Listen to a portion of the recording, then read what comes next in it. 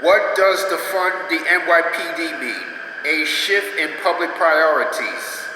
The months-long protests over police brutality and systematic racism has mobilized hundreds of thousands of New Yorkers, and one of the main calls coming from community members and elected officials is to defund the police. But what does that mean? Advocates say the calls to defund the police translate to directly investing in communities and prioritizing social services over a criminal justice system that perpetrates the disproportionate abuse of black, brown, immigrants, and minority communities. The goal is to provide people with the basic resources they need to live better lives, such as inclusive education, affordable housing, and accessible health care services many say are desperately needed now more than ever due to COVID-19's impact. We need to direct cost savings towards the Department of Youth and Community Development, Education and Adult Literacy, housing the homeless, and social services that keep our communities safe and healthy. Make the road New York road in their call to defund the police and have police-free schools. As is often the case, social services are among the first programs to take a hit in city and state budget negotiations. The NYPD is among the top 3 city agencies with the largest operating budgets after the Departments of Education and Social Services. Expenses for the NYPD will total almost $11 billion in 2020, comprised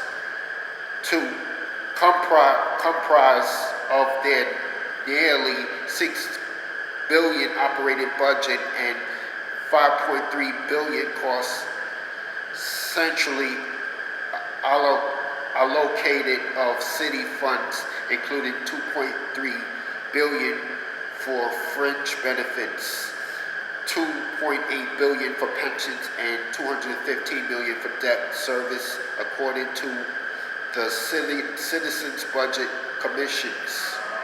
In April, while the mayor's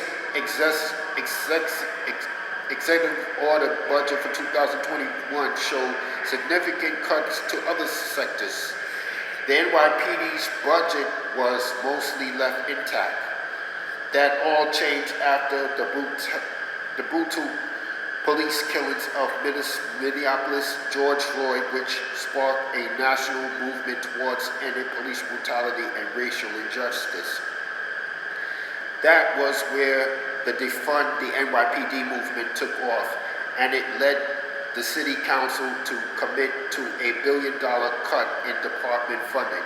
De Blasio finally agreed with the council's position on June 29th, but shifting away police resources and enacting reform laws such as the ban of chokeholds and the repeal of the 50A law for greater police transparency are part of a bigger movement to fundamentally challenge the way policing works in the city and nation.